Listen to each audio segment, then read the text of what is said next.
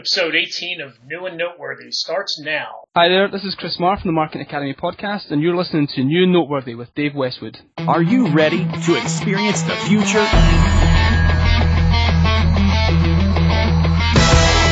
Welcome to the New and Noteworthy podcast, where it's out with the old and in with the new.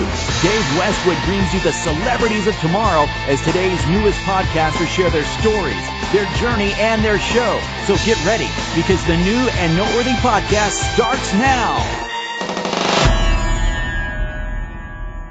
My guest today is a chiropractor and a mother who struggled with infertility for 7 years before adopting her first son at 41 years of age. She has a podcast aptly named Mom at 41, which tackles the issues of infertility, adoption, being an older parent, and embracing the fact that it's okay not to be perfect.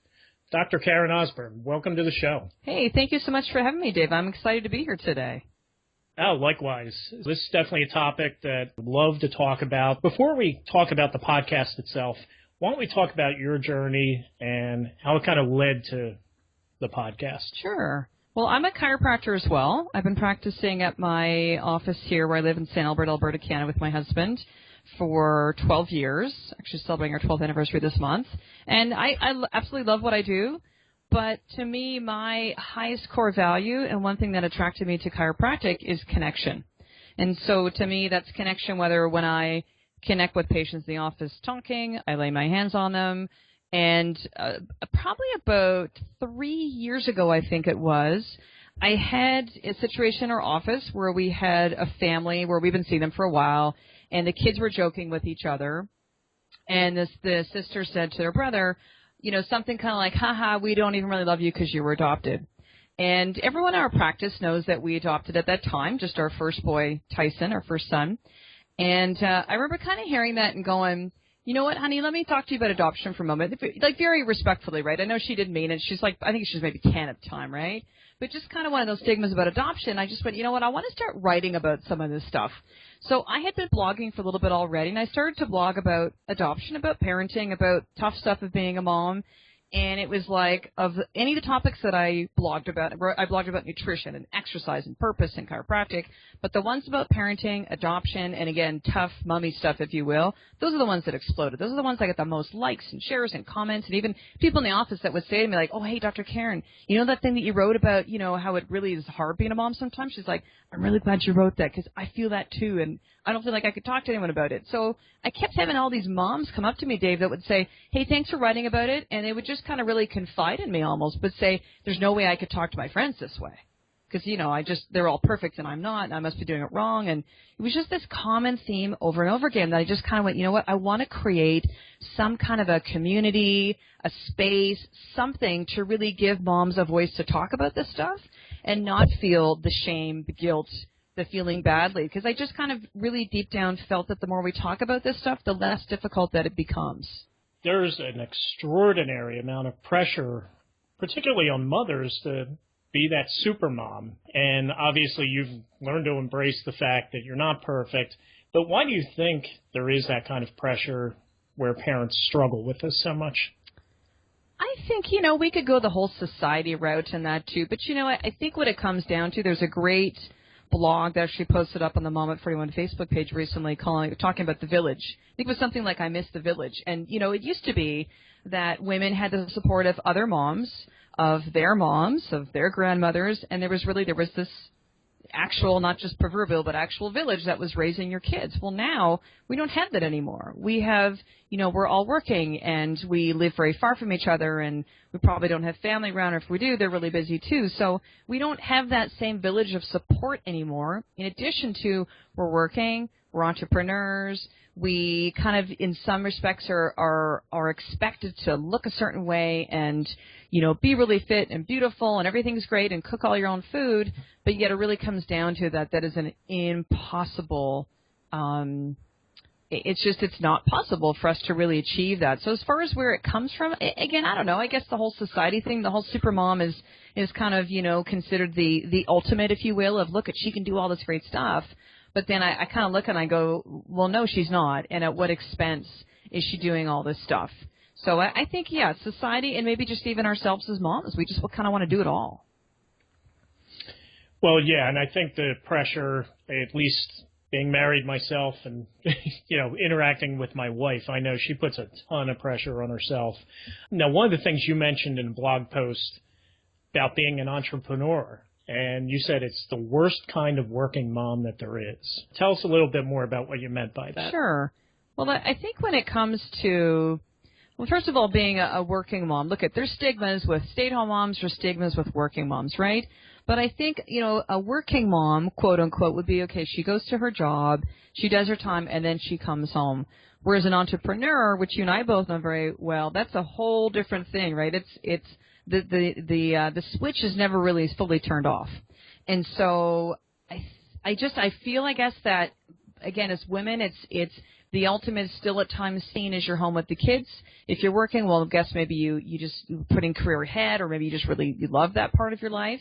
But when you're an entrepreneur, it's like, oh my gosh, you're probably going to never be with your kids. You're going to be on, online all the time or emailing. And it's just, there's a whole other level of stigma to it, I guess, than just simply businesswoman, if you will.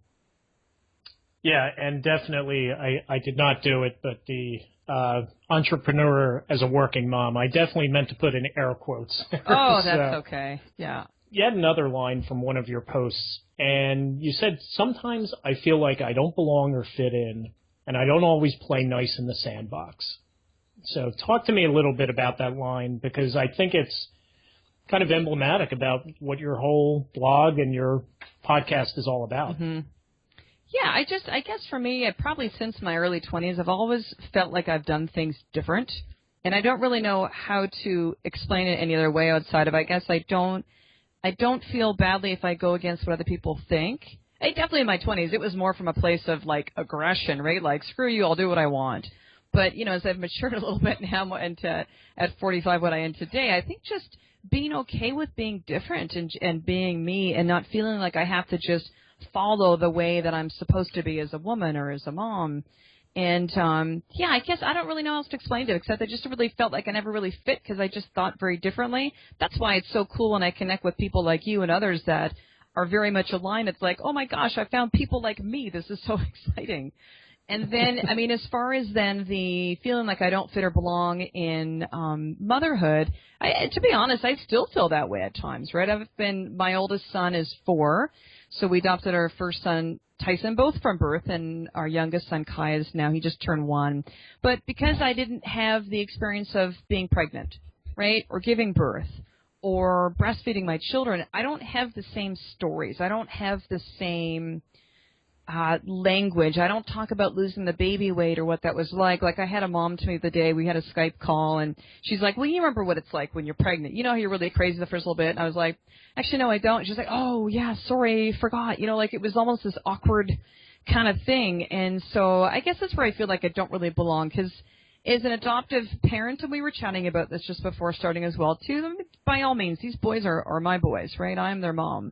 But in the same respect, it's just, I don't know, I feel different about it. I feel like I kind of wonder sometimes when people see me. Our first son, Tyson, I would say definitely looks, they're both Caucasian like us, so they could kind of, blend in, if you will, and people wouldn't right away go, oh, yeah, they must be adopted. Our second son, he definitely looks different than us. He's got very dark hair, and we know that his grandfather, I believe, was Italian, so kind of more Mediterranean skin and that, but, yeah, I kind of wonder sometimes when people look at me, do they go, hey, did she adopt her kids? Do I look like them? Not that I really care, but it's just kind of one of those things. I have an 8-year-old adopted son from Guatemala, so there's definitely no doubt. And it's one of those things, if I'm out with my wife, or, there's definitely no doubt. But if we're out separately, it's like, oh, is his wife Spanish? Or right. you kind of wonder that. I can definitely relate. Now, that being said, people, sometimes don't know how to handle the subjects. Or you mentioned earlier about the one youngster that made a remark, but a lot of times it happens with adults too, where they're making kind of insensitive remarks about infertility, about adoption. How do you handle that? Because, I'm sure there are a lot of people that kind of go through that issue. Yeah, I would say, more recently, not as many. Definitely more so with our first son. I'd say that, the question I would get, and I think and I can't really speak as an adoptive dad. I mean, you can, my husband can, but I don't know. I still think there's something that's a little bit more to it as a woman, as the adoptive mom, about not having the giving birth, pregnant, that whole process.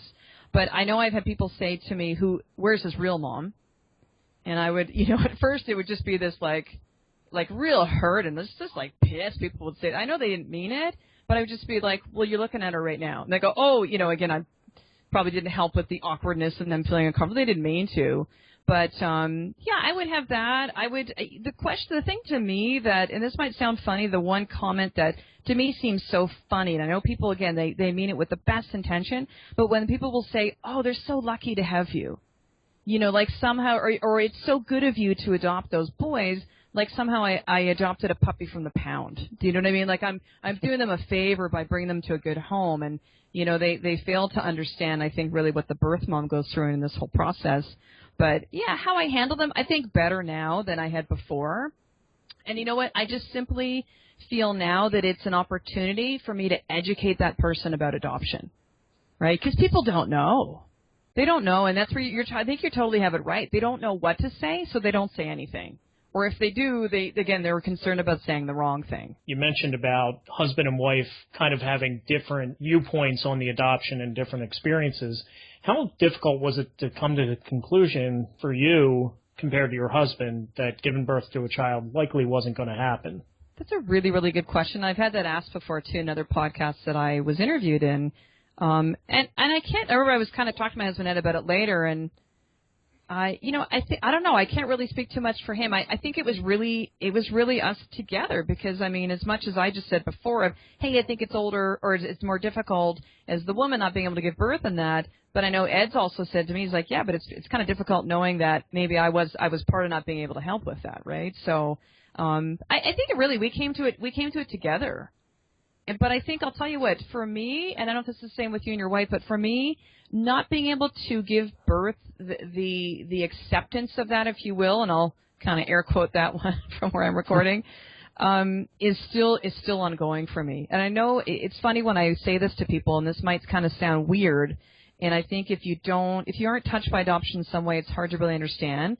But giving up the idea that you're going to birth a child is, to me, like a mourning. It's like a loss. And I think, like anything, you might mourn someone, you might lose your spouse or a close friend or a parent, and you feel better about it over time, but it's still kind of there, right? It's still kind of this wound that, again, it softens a little bit over the years, but it's still difficult. But as far as the decision, it was about after 4 years of trying that we just went like, look, this is not happening. I just wasn't willing to keep going down the road of the fertility stuff. I just said, like, I'm done. This doesn't feel right to me anymore. And I remember, like, really clear as day, looking on a website on a Saturday night, finding this one agency going, there's this one and this one. And I just remember looking at the information and probably read every single page on the website and went, this is it. To me, I've always kind of very much gone with my gut with things in life, and this was no different. I remember coming out and telling Ed, I'm like, hey, I think if I'm the agency, he's like, what? Can we talk about it? I'm like, no, I think this is the one. And so I left voicemails on a Saturday night to two. The one that got back to me first, I went with, and I just really loved the conversation I had on the phone, and we just kind of went from there.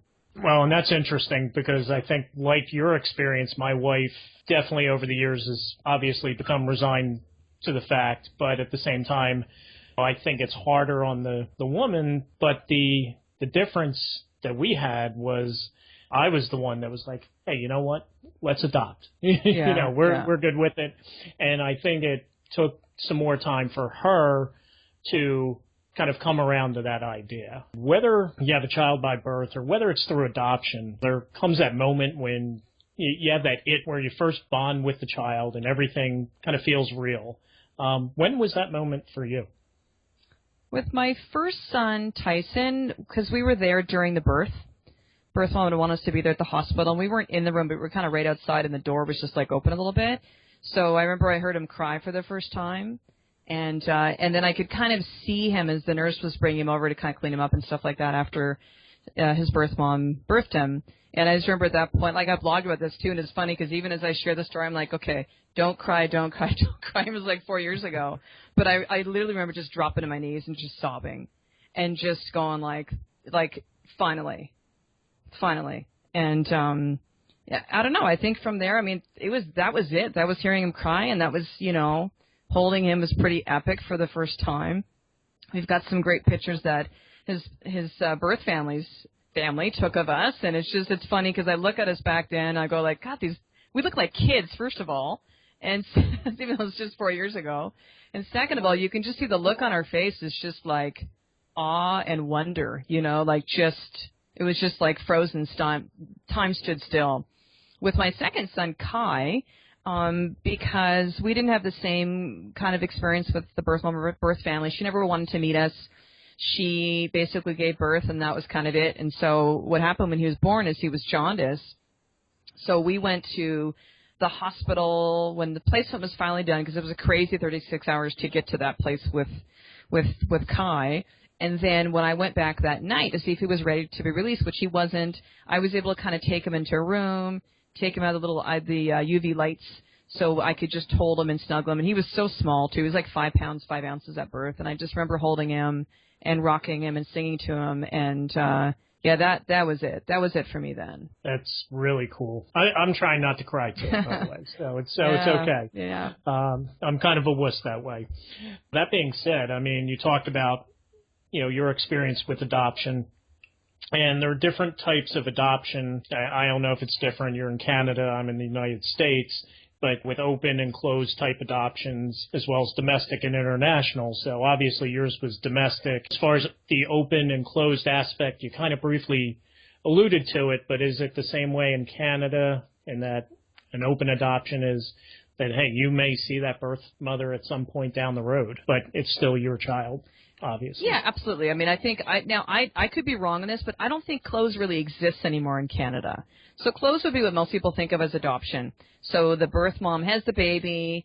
She quote puts her baby up for adoption. She gives the baby away, is how used to be worded.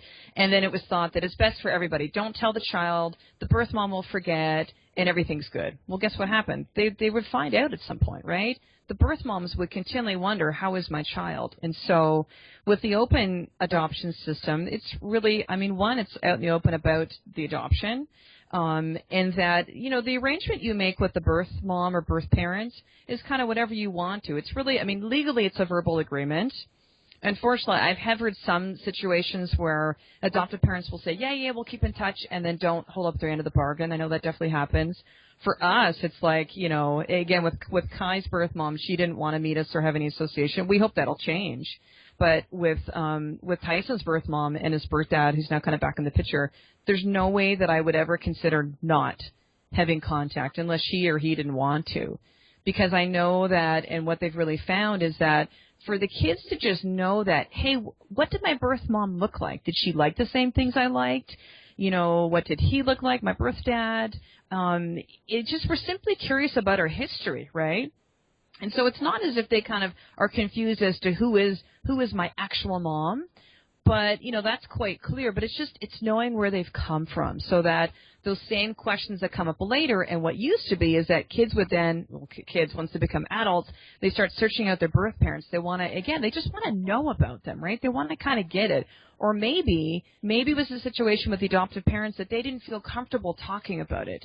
And so as that then child becomes an adult and they kind of sense that and trepidation or uncertainty about discussing kind of maybe more fully their adoption story or even any information about the birth parents, they're going to wonder, right? So I know our adoption agency, Dave, had said that when the system changed from closed to adoption, the closed adoption system, what the agencies, a lot of their work was, outside of matching up the babies to families, was to have adoptive kids who are now adults search their birth parents. And so for a lot of them, they would literally wait until the day that their adoptive parents passed away.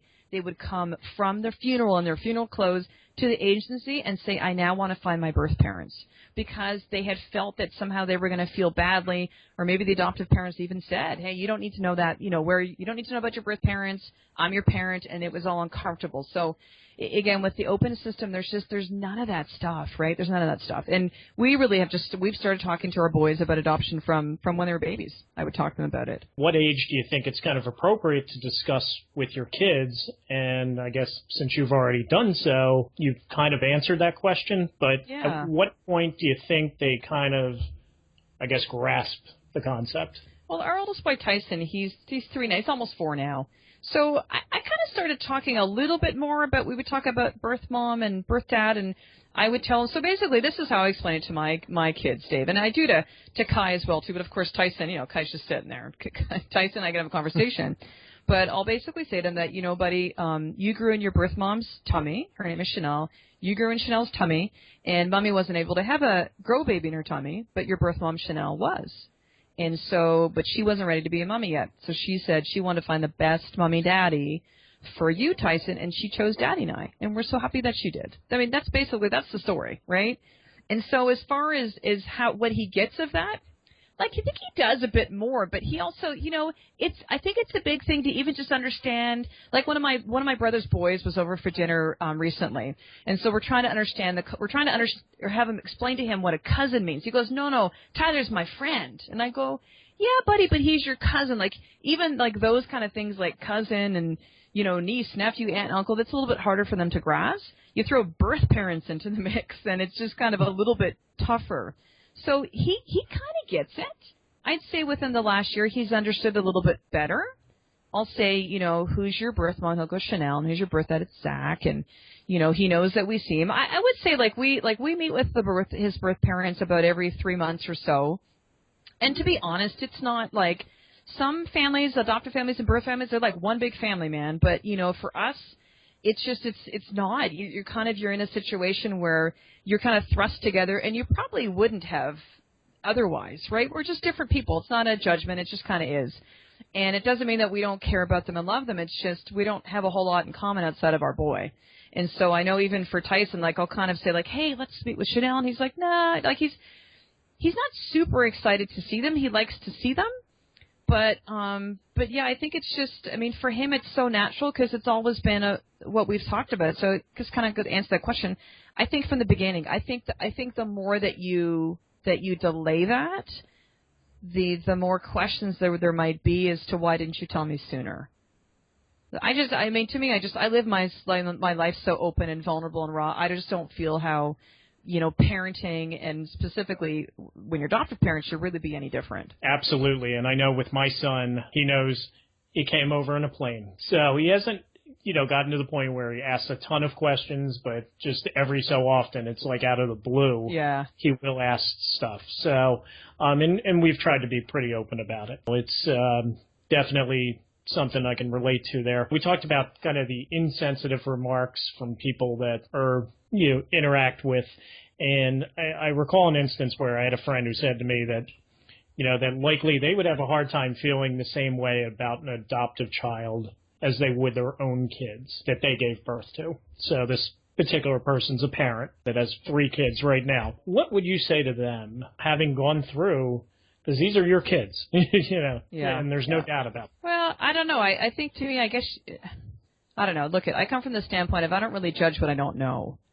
So I think to make that, no disrespect to that person whatsoever, but I think to make a statement about something that you don't know is just something that you don't know, right? So I can understand people thinking that there has to be biology that connects it, but I'll tell you what, I love quotes. One of my favorite quotes is something that Oprah Winfrey actually said. And I think it goes something like this, Dave. It's like, but biology is the least of what makes you a mother.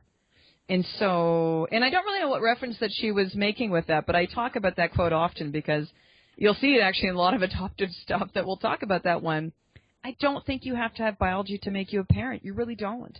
Do you have any less love if you say, if it was a relationship, you married that person and they had kids before? Or is it any different if in a stepchildren thing, or maybe maybe it was one of your grown-up kids and you're now basically parenting that grandchild. Is that well, I guess that's not a good example. That's biology, but you kind of get where I'm coming with this. And two is that, look, I just don't think you have to have that connection. And I think that there's some instances where even some biological parents will tell you that they don't feel that bond. I think it's what you make of it. I don't, because again, with both my boys, like it was instant, and the gratitude and the joy and the love that I felt, it was there. So I don't really know how to explain that to someone that doesn't have that same experience. I think it's just, unfortunately, some of the the stigmas that we have to deal with as adoptive parents and that we'll have to teach our kids how to handle as well, too, in the future. Couldn't agree with you more. I think, like I said, my love for my son has been unconditional from second one. So, yeah. It's something I can't explain it, but it is. And there's obviously a lot of people that listen to your show and, possibly are listening to this show that may have gone through the same struggles, and they may be thinking about adoption. What would you say to them? I think just to consider it. I was asked a similar question in another podcast as well, too, that was all about fertility. And most of the guests they have are all about, different ways to become pregnant. And so here I'm going like, hey, it might not happen. It was a little bit against the grain of the regular podcast guests. But, yeah, I think just to be open, when we said, okay, we're going to do this.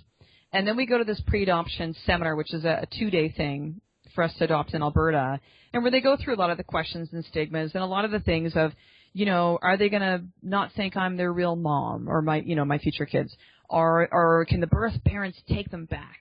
All the kind of the misconceptions and weird things that I thought about adoption were really cleared up at that point. So I don't know. I guess I'll tell you one thing. If any of them want to, and I'm sure you'll have all the, contact stuff and show notes and that then too, but if anyone just wants to connect with me personally, please do. I am very, very open and happy to talk to any parents about this or potential adoptive parents, because I know there's just a lot of questions you have that can't be answered in a soundbite. They can't be answered on a website. They can't be answered in a book. It's nice to talk to somebody else. And I guess because I kind of feel like I never had that or never found that when I was going through this, I want to give that to other parents that are thinking of it. So, again, just to kind of be open, because it's probably a lot different than you think. And honestly, adoption to me is the most beautiful, wonderful thing in the world, and it's what really allowed me to finally become mommy. One of the other things that you talked about being different is the fact that, right now you became a mom at 41, and that being said, most people are having kids late 20s, early 30s. What's it like trying to relate to those parents that you're seeing in the supermarket or in your neighborhood that, their kids are the same age as yours, yet you're 10 years older? Yeah, much older. Yeah, that's a good question. I have to think about that one for a little bit then, too. Like, I think for a lot of people that don't know me well, they don't know my age. They think I'm like them. I think I'm just kind of younger looking. So that certainly helps. But when they do, I know they're kind of like doing the whole math thing. Actually, I just have a podcast coming out this week that says why I hate math, which is the whole like, hey, when my boy is this age, I'll be this age. And, I don't know. I don't know if I really have a tough time relating. I think it's just, again, feeling really different just as a parent overall. I think throwing in I'm a mom at 41 and then 44 for the first and second time, it just kind of adds to that mix. I think I still relate. There's still some things that are very similar with parenting regardless of the age. But, again, because I keep my circle of influence pretty small, Dave, so the people that know me, actually for a lot of my friends that are my age, they've already had their kids.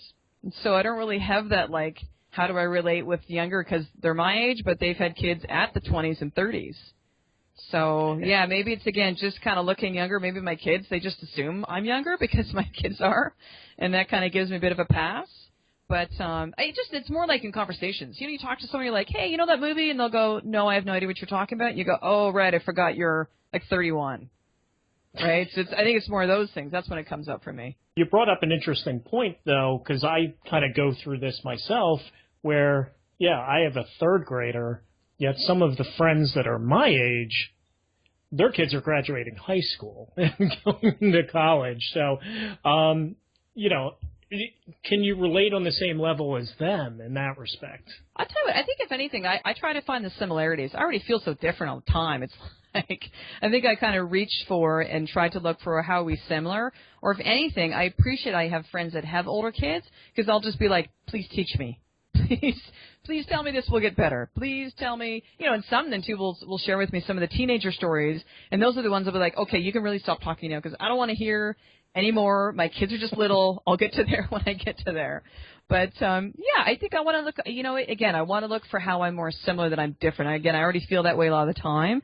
So I'd rather, I guess, just choose to to glean the good stuff out of my friends that have that parenting wisdom than to go, oh crap, here's something else that makes me feel like I don't fit in. Makes perfect sense. Now, you launched your podcast several months ago, and I do want to kind of circle back around to that. You had a pretty unique launch strategy using Facebook ads for Mom at 41. Can you tell us a little bit more about that? Sure, yeah. Well, it depends on when this is being aired, but the time we're doing it now, the podcast came out five weeks ago. So you know what? I wouldn't say it was a strategy as much as it was I couldn't get something to work. So I had a lead pages. I knew that as I was kind of getting stuff ready about 4 weeks out that I wanted to start to build my newsletter list. And I had a newsletter list for our office blog, but, not all of them are moms. I know this was very specific, and I invite all of them to the new newsletter, but I knew I had to really build it if I wanted to build an audience. So I had somewhat of a listenership at least, or ready listenership by the time that I launched.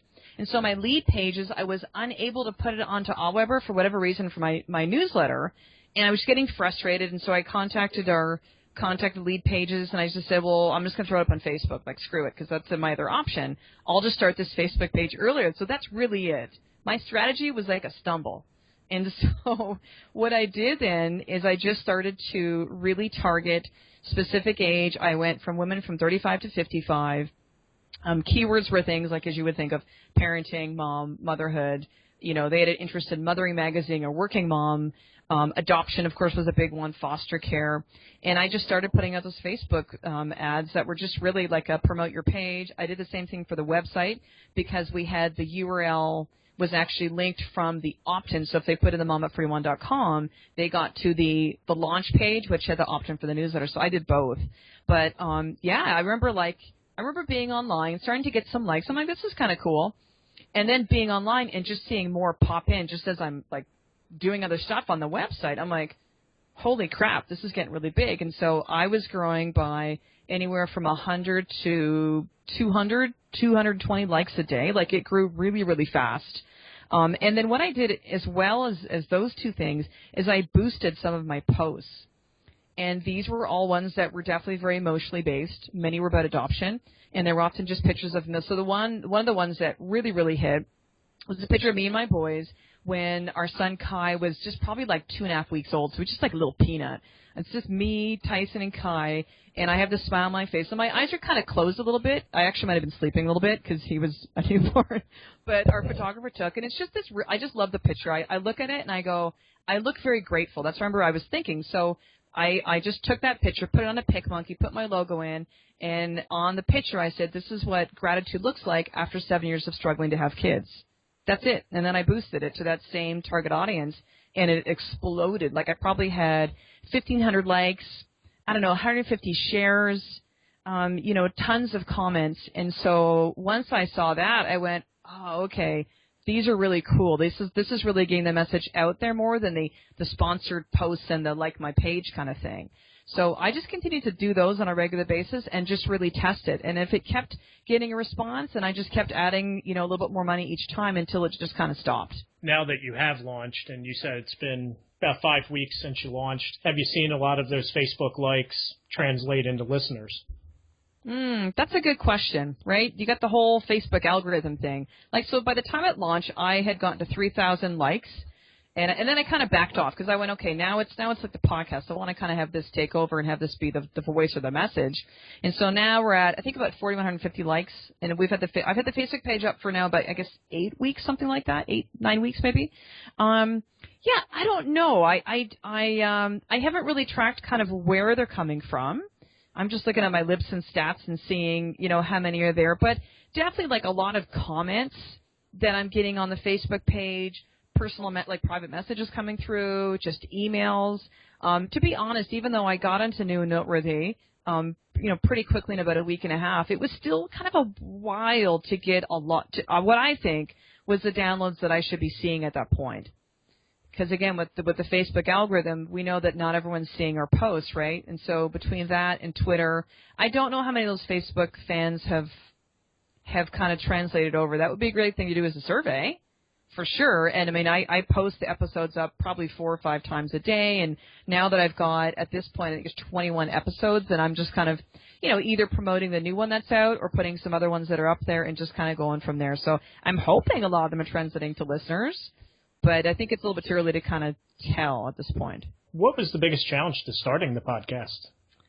For me, it was technology. I was just, I don't know how this all works. And, I can talk, I can create content, I've blogged. And really, because it came to me, I actually heard on a podcast, they're talking about on their podcast how they now we're actually reading blog posts. Because, most podcasts like we're doing right now are guest and interview style. And I thought, that's going to take a lot of work. And I don't know. And when can I do that? When can I find the time with practice and boys and everything else? And then I heard this on a podcast of, they're reading their blog posts. I'm like, I got lots of blog posts. I could just kind of, redo them a bit and have them do that. I remember making a list. I'm like, I got at least 20 solid blog posts. I'm like, I'm just going to start. And so my husband, thankfully, kind of, was helping me with all the technical stuff. So getting stuff set up on Libsyn and we I think we had equipment already at that point because as you know, there's not a lot of complicated stuff you need, but just trying to figure all that stuff out. To me, that was the scariest part. And then editing, Ed helped me with editing at first. All that stuff I do on my own now. But I think it was just that. And then just, as a parent, right, the time factor. When am I going to get all this stuff kind of done? But I was at that point, I was just so determined. The podcasting group that we belong to, I'm like, all right, I'm making it public. This is the name of my podcast. It's coming out on this date. I'm going. Now I'm like, okay, now I'm accountable, right? Now I have to kind of reverse engineer, work backwards, and kind of go, what do I need to do to make that happen? And I just kind of started going through the list of what needs to be done. And I launched the website at the same time as well. Because I just thought that was really important. I obviously wanted to have a place to send people once they listen to the podcast. You did get launched pretty much on time. Like you said, we're part of that same podcasters group. How important do you think it is having that virtual accountability partner, that group of a bunch of people saying, hey, you can do it, or you need to do it because you said you were going to do it? Yeah, huge, Dave. Huge, huge, huge. I think when I joined that particular group called Podcasters Paradise, I never thought it was going to be what I'm getting from it. I originally joined because I heard John Lee Dumas at Entrepreneur on Fire, watched a webinar and went like, this is it. I'm going to just purchase this. Let's go. This will get me started. And, but I mean, the feedback from people like yourself and others in the group has just been blows me away. The amazing people that I've met through this group and then through other podcasting groups. It's just, podcasters are a particular group of people I'm kind of, coming to realize. And someone said to me this the other day, they said, look, it takes a lot of work to podcast. You can't kind of do this half-ass.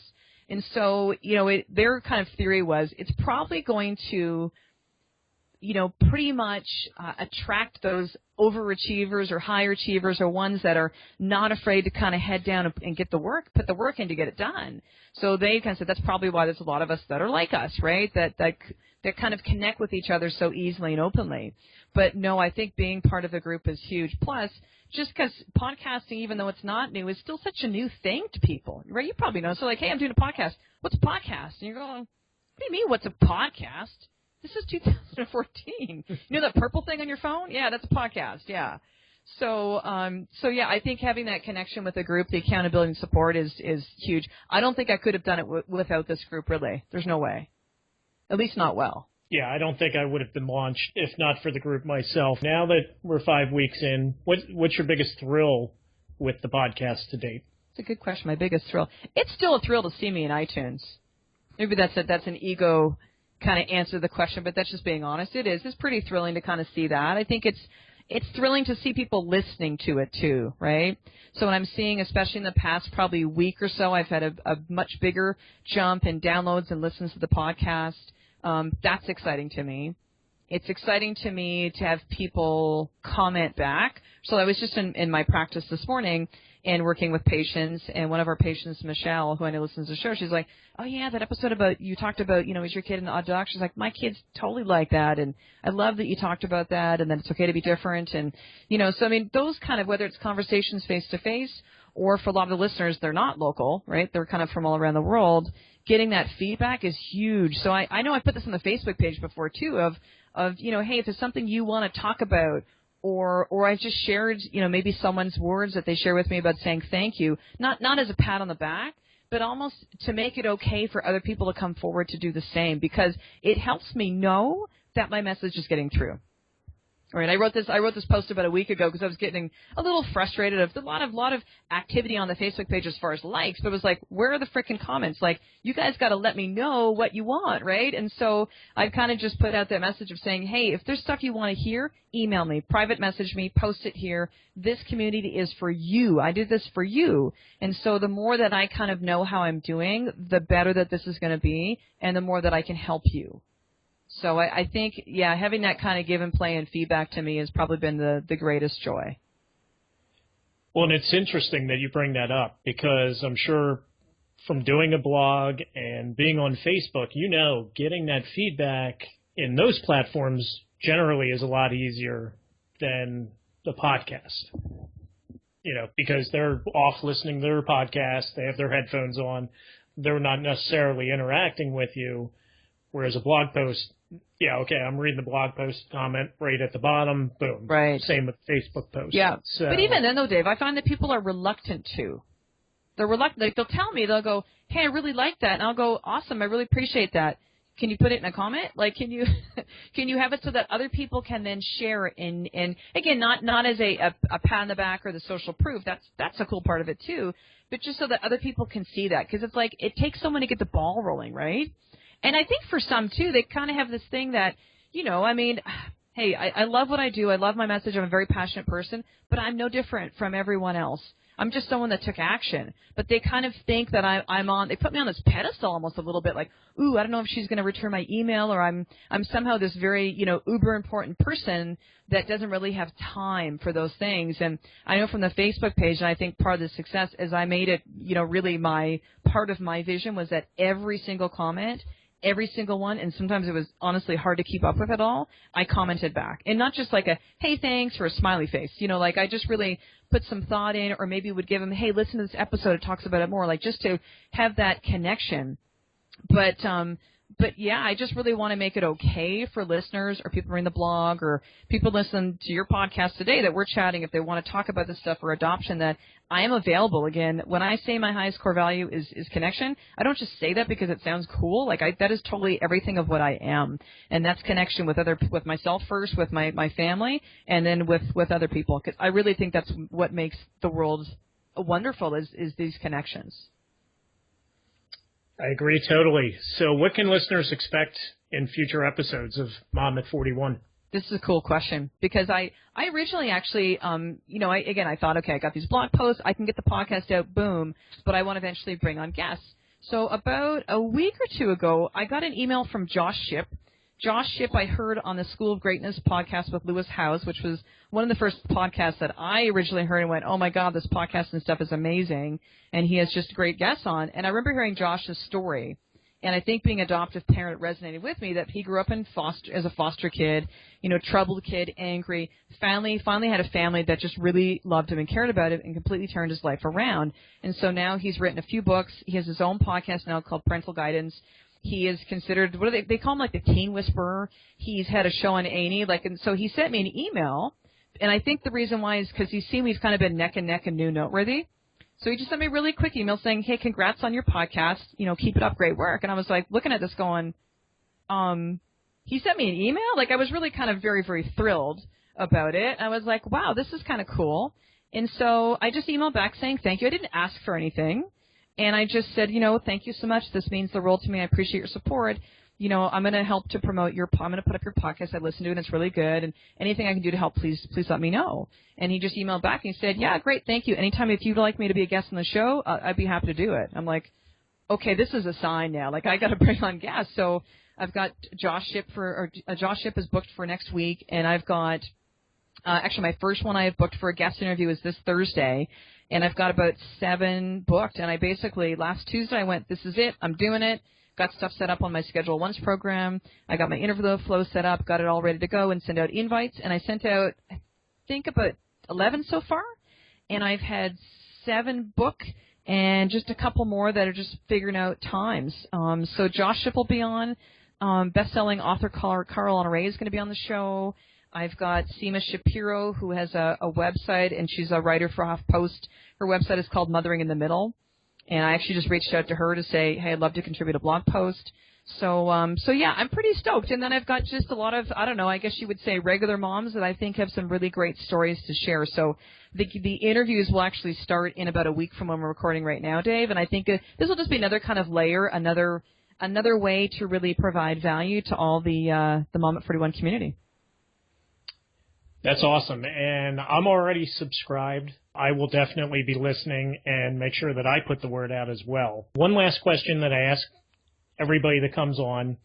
Tell us something that your listeners probably don't know about you already. That's a good one. I think the fact that maybe they do know this because I'm just digging. I'm so just tell it like it is. I guess maybe that I feel like I'm stumbling through this thing called motherhood just as much as you do. Honestly. And so even when some of the stuff that I write about, I mean, I swear some of the times I write stuff just as a reminder to myself, to not stress so much and to be okay with being different. And who the hell cares about following all the quote-unquote rules of motherhood. But, yeah, I think that I'm just as uncertain sometimes about being a mom as you are. And I certainly don't hide that, but I'm probably a lot more like you than you think that I am. Dr. Karen, where can people find your blog and your website? Awesome, Dave. Thank you so much for that, too, by the way. So the website is momat41.com. So that's number 41, momat41.com. The blog is on there, the podcast. You can actually go right to iTunes as well to subscribe and to download episodes, and that's at momat41.com/iTunes. And then, as I mentioned, too, email, which you can go through the contact page of the website, or it's Dr. Karen, so DrKaren at momat41.com. And then all the social media stuff is on the website as well. Awesome. Dr. Karen Osburn, Mom at 41, thank you so much for being a part of the show today. Awesome, Dave. Thank you so much. I really appreciate it. New and Noteworthy is brought to you by. If you're looking for affordable, reliable web hosting, look no further than Bluehost. Hosting plans start at $3.95 per month, and with one-click WordPress integration, there's no easier way to get your website up and running. Go to newandnoteworthy.net/Bluehost or click the Bluehost banner on our website to get started.